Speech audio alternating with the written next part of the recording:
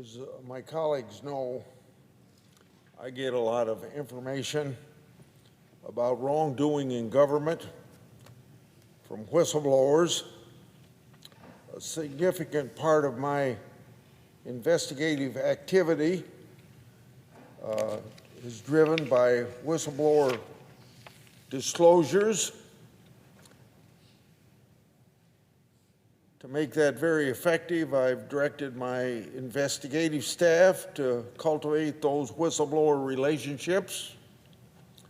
Whistleblowers share information with me that the government likes to hide from Congress and indirectly then hiding it from the American people.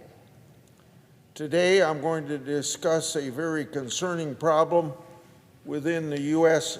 Postal Service.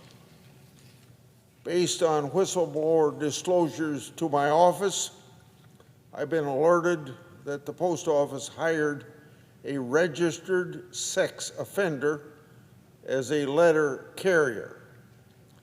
The employment was confirmed in writing by that same Postal Service. Based on whistleblower allegations, this employee disclosed his status as a registered sex offender on his job application.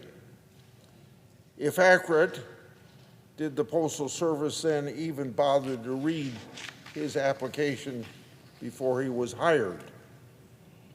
After the Postal Service figured out what they had done, my office has been told via whistleblower disclosures that they put the employee on paid leave.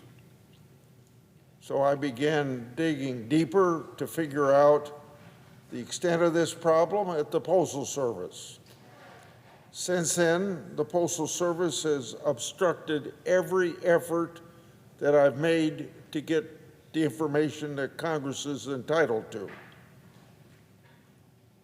Wouldn't the American public like to know how many letter carriers are registered sex offenders?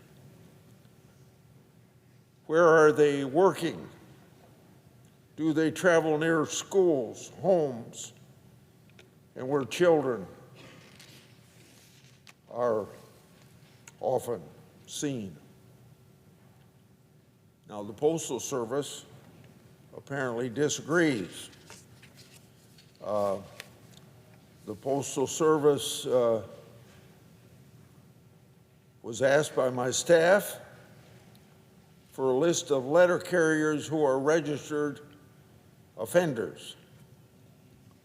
Now, as you might expect, the Postal Service refused. So I and my staff asked for a list of letter carriers on the payroll.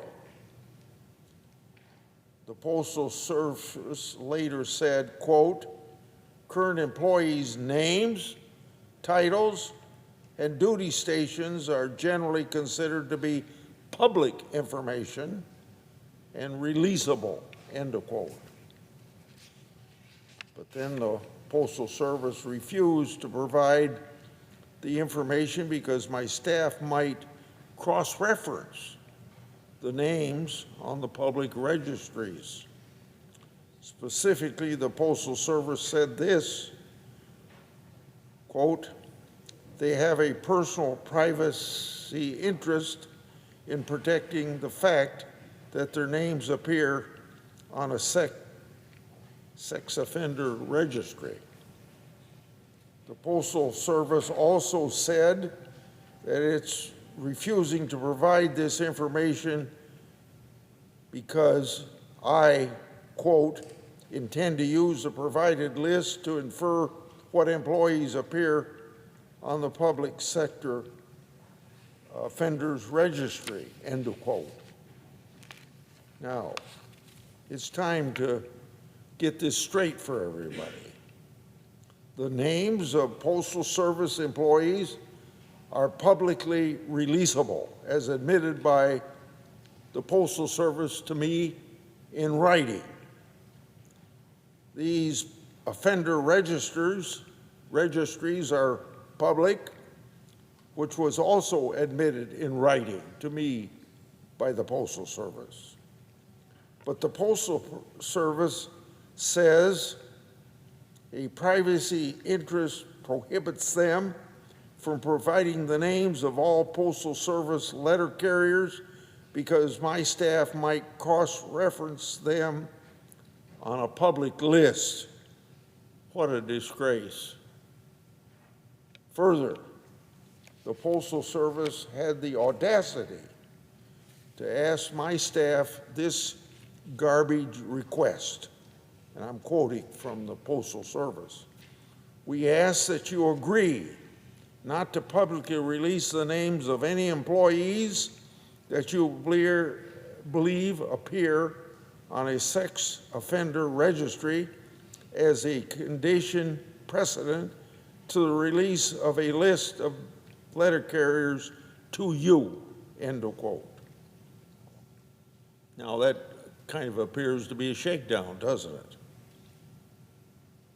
In support of its obstruction, the Postal Service cited a 2020 Freedom of Information court case, White Coat Waste Project versus U.S. Department of Veterans Affairs. The Postal Service claimed that this case allowed them to withhold the information. Now, there are two problems with that. First, this isn't a FOIA request that I'm making, Freedom of Information request that I'm making.